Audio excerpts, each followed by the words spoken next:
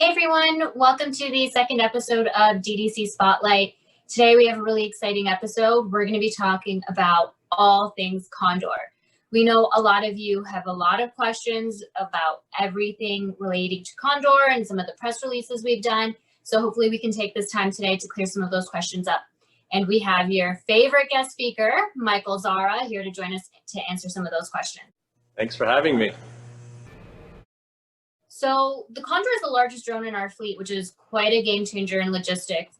Can you tell us a little bit more about the market need for such a large drone and some of the potential applications we could possibly use this for? Absolutely. So you're right, it's the largest in our fleet of three.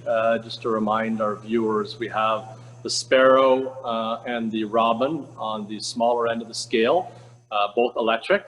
The Sparrow has a range of 30 kilometers and a payload capacity of about 4.5 kilograms, which is about 10 pounds. And then the Robin XL has a range of about 60 kilometers and a payload capacity of about 11.5 kilograms, or about 25 pounds. And then the Condor, which you can see behind me, has a range of 200 kilometers and a payload capacity of 180 kilograms, or about 400 pounds. And it's gasoline powered. And as you can see, it looks like a small helicopter. And the applications are very, very, very broad for drone logistics. So the smaller ones really would be small packages, postal mail, a lot of medical applications. So it could be moving, hopefully, vaccines in the future, and potentially other things related to the pandemic. It could be emergency medical relief, like we've done projects with the defibrillator. So there's really a broad range of applications for the smaller ones. And then you get into the Condor, which could take the smaller packages, but in bulk.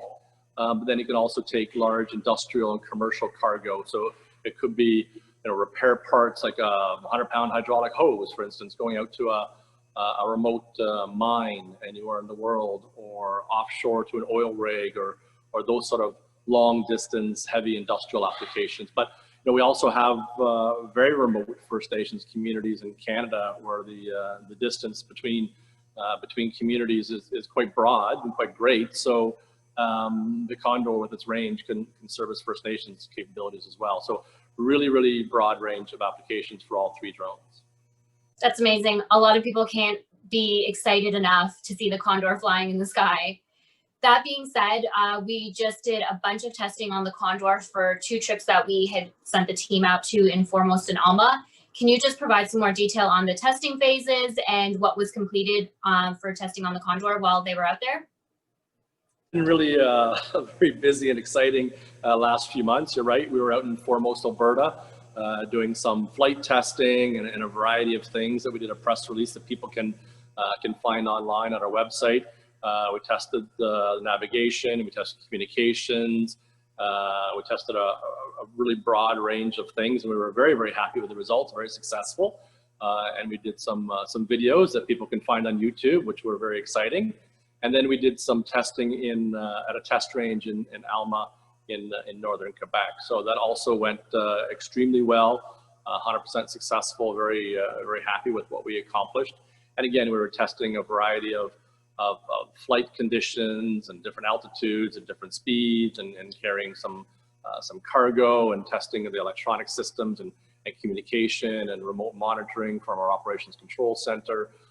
So really a lot of really good field testing, in addition to ground-based testing that we do at our facility here in Vaughan, just north of Toronto, where we're testing components that don't require flight. So really a very broad range of things, and we're very happy with the progress so far. And because of the size of the Condor, can you just talk to us a little bit more about how the certification process is different from that of something of the size of the Sparrow in comparison? I tried to clarify that in a couple of press releases, and I'm not sure it came across well, because it's a bit, it may come across as a bit complicated. So essentially, if you're flying the Condor or the Robin in a remote rural environment, which is very much the intention, obviously, you don't require a type certification. So there is no test plan that Transport Canada is going to give us, and we test against it and we get a piece of paper saying it's certified. There's no requirement for that, which is great. We created our own test plan. We're testing against it, and as I mentioned, it's been 100% successful so far.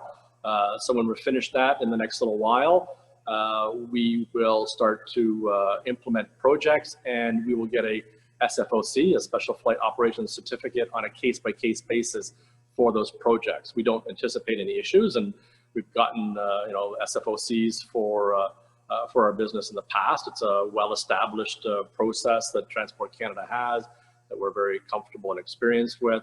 But it's a little different in that the Sparrow, we got sort of a, I guess you can call it a carte blanche compliant operator status to operate the Sparrow in any environment across Canada, obviously within the rules of Transport Canada and the drone regulations, but works differently, as I mentioned, for the Robin and the Condor. That's not required. It's more on a case-by-case basis, which we're totally comfortable with and don't anticipate any issues. So we're very excited to be finishing up testing on the Condor and the Robin, and we've been pre-selling both in the market in Canada and internationally, and gotten great response. So we're very, very excited about it being commercialized. And while we're talking about projects, can you just provide some more details onto the commercialization plan for the Condor and certain projects that we're working on? There was a really exciting announcement that happened this week. So if you could just tell us a little bit more in detail about what's happening. We have been pre-selling it in both the Robin and the Condor in Canada, of course, but also internationally. And we've gotten a lot of great excitement on both drones, all three really.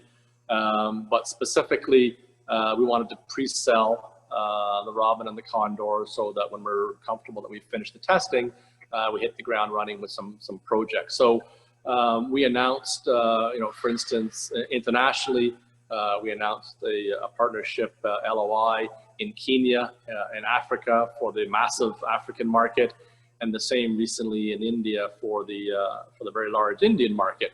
And both of those customers, they're interested in all three drones, but in particular, I would say they're interested in the Condor. So we got a lot of international excitement around the Condor.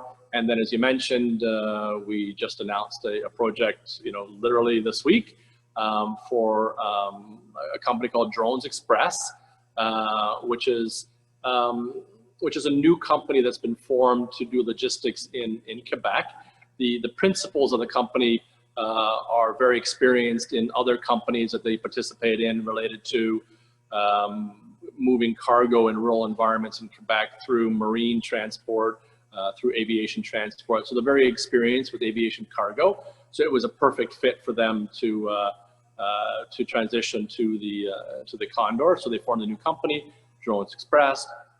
We worked out an agreement with them. We launched an LOI, and so we're very excited to have our very first announcement for our very first commercialization of the Condor, and it's in Canada, which is great to see. So very excited about that happening and that being implemented next year. And what more can you tell us about the Drones Express LOI? So as I mentioned, it's a new company that was formed in Quebec with some principals who have a lot of experience in aviation cargo. So it's really the first phase of what we hope will be a very large project in Quebec. It's starting off with multiple Condor, multiple routes in what they call the north-south shore, or the south shore of Quebec, I think is the term they use locally. And it's really the south shore of Quebec, which is the north shore of the St. Lawrence River and the Gulf of St. Lawrence. If you look at it on a map, you'll see there are a lot of coastal communities. Many of them have very, very poor access because there are either no roads or the roads are seasonal. So as a result, they're very, very isolated. Some of these communities are non-Indigenous and some are Inuit communities. So there's a mix of different kinds of communities there, and really the intent is to move a variety of things. It could be e-commerce parcels, general parcels, postal mail, perishable things like food, where if the delivery is extended over a long period of time because of poor access, then they don't have good access to fresh food and these sort of things. So it's a very, very broad range of applications. We expect the implementation will start in early summer of next year, so just a few months away. The initial deal we anticipate signing in the next few months, that was announced in the PR for the LOI, is a 10-year term, $3.6 million over the term. And then we expect as things go well during the term and their business gets traction, they will see it expand into more drones, more routes, more communities. So we're very, very excited about that. So it's really the first phase of a larger project we expect. So very, very exciting. It's our first Condor announcement. We're really excited about it because it's the first, and we're now seeing the commercialization of the Condor. So very pleased to be working with Drones Express. And lastly, everybody wants to know how many Condors we have. So what can you tell us about how many Condors we have right now and what the turnaround time is to produce a Condor from the beginning of the process to the end? We have 3 Condor.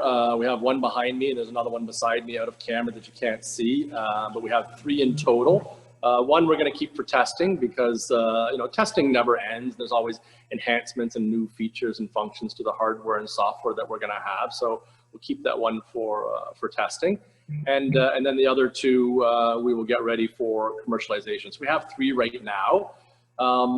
In terms of lead time, you know, really, you know, speaking to any of the drones, any of the 3 in our fleet, the lead time to produce one is not really going to be the bottleneck.